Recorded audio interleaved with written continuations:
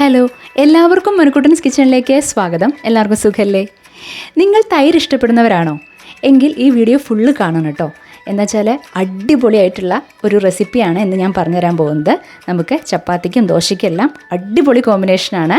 അപ്പോൾ അതിന് വേണ്ടി ഞാൻ നല്ല കട്ട തൈര്, പുളിയില്ലാത്ത കട്ട തൈര് ഒരു ഗ്ലാസ് എടുത്തിട്ടുണ്ട്.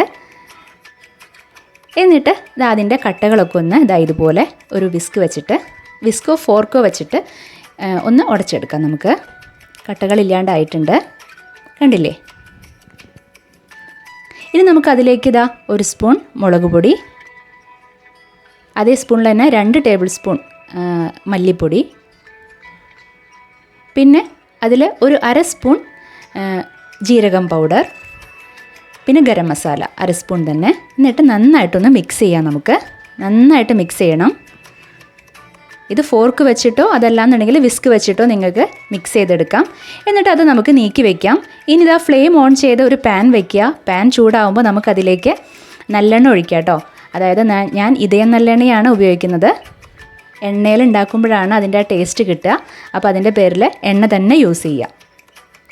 എണ്ണ ചൂടായി വരുമ്പോൾ നമുക്കതിലേക്ക് കുറച്ച് കടുക് ഇട്ട് കൊടുക്കാം. കടുക് നന്നായിട്ട് പൊട്ടി വരുമ്പോൾ നമുക്കതിലേക്ക് കുറച്ച് ഉഴുന്നുപരിപ്പ് കൂടെ ചേർത്ത് കൊടുക്കാം. ഇനി കുറച്ച് ജീരകം കൂടെ ചേർത്ത് കൊടുക്കണം. ഒന്ന് ചൂടായി വരുമ്പോൾ കുറച്ച് കറിവേപ്പില കൂടെ ചേർത്ത് കൊടുക്കുക. ഇത് നമ്മുടെ വെളുത്തുള്ളി നന്നായിട്ട് ചതച്ചെടുത്തതാണ്. നന്നായി ഒന്ന് മിക്സ് ചെയ്ത് കൊടുത്തോളൂ. മീഡിയം ഫ്ലെയിമിൽ വയ്ക്കുക. നന്നായിട്ടൊന്ന് മിക്സ് ചെയ്യാം നമുക്ക്. അതിനുശേഷം നമ്മുടെ വലിയ സവോള ഉണ്ടല്ലോ, സവോള ഒരു ഇടത്തരം വലിപ്പമുള്ള സവോളയാണ്. ഇതുപോലെ നന്നായിട്ട് ചോപ്പ് ചെയ്തെടുത്തത് ചേർത്ത് കൊടുത്തിട്ടുണ്ട്. അതും നന്നായിട്ട് മിക്സ് ചെയ്ത് ബ്രൗൺ കളർ ആവണം. അതുവരേക്കും നന്നായിട്ട് മിക്സ് ചെയ്ത് കൊടുക്കാം. ഇനി ഈ ഒരു ടൈം ആകുമ്പോൾ നമുക്ക് നേരത്തെ മാറ്റി വെച്ചിരിക്കുന്ന ആ തൈരിൻ്റെ മിക്സ് ഉണ്ടല്ലോ, അത് അതിലേക്ക് ചേർത്ത് കൊടുക്കാം. എന്നിട്ട് നന്നായിട്ടൊന്ന് ഇളക്കി കൊടുക്കാം. ആവശ്യത്തിന് ഉപ്പും ചേർത്ത് കൊടുക്കാം. നമുക്ക്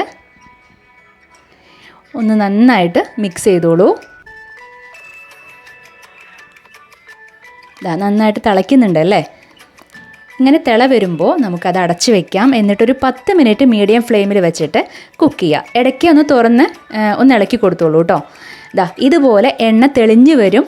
ഇതാണ് നമ്മുടെ പരുവം. 10 മിനിറ്റിന് ശേഷമാണ് ഇങ്ങനെ വരുന്നത്.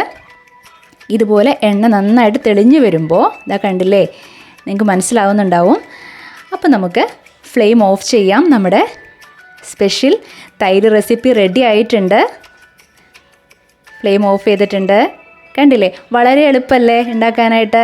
അതുപോലെ തന്നെ വളരെ ടേസ്റ്റാണ് കേട്ടോ. ഒരുപാട് ഇൻഗ്രീഡിയൻസിൻ്റെ ഒന്നും ആവശ്യമില്ല, ഒരുപാട് പണിയില്ല അത് ഉണ്ടാക്കാനായിട്ട്. പെട്ടെന്ന് ഉണ്ടാക്കാം. തൈരുണ്ടെങ്കിൽ ബാക്കിയുള്ള ഇതെല്ലാം നമ്മുടെ വീട്ടിൽ എപ്പോഴും ഉണ്ടാവുന്നതാണ്. അപ്പോൾ എല്ലാവരും ട്രൈ ചെയ്ത് നോക്കി അഭിപ്രായം പറയണം. ചപ്പാത്തിക്കും ഇഡലിക്കും ദോശയ്ക്കും എല്ലാം വളരെ നല്ലൊരു കോമ്പിനേഷനാണ്. ട്രൈ ചെയ്ത് നോക്കി അഭിപ്രായം പറയാം. അപ്പോൾ ഹലോ ഗായ്സ്, നിങ്ങളിപ്പോൾ കണ്ടുകൊണ്ടിരിക്കുന്നത് എൻ്റെ അമ്മ ഉണ്ടാക്കിയ ഒരു പുതിയ ഐറ്റമാണ്. ആ ഐറ്റം ഇപ്പോൾ ചപ്പാത്തിൻ്റെ കൂടെ കഴിക്കാൻ പോവാണ്. ഞാനാണ് കഴിക്കാൻ പോകുന്നത്. ഓക്കെ ഗായ്സ്, ഞാൻ അച്ഛനാണ് എനിക്ക് വായിൽ തരുന്നത്. I am going to see it.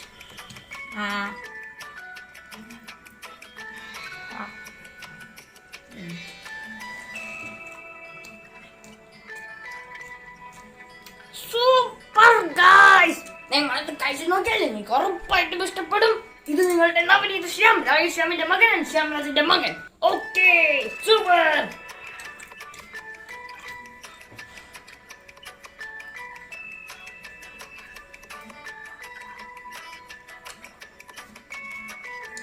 Super guys, super guys, super guys.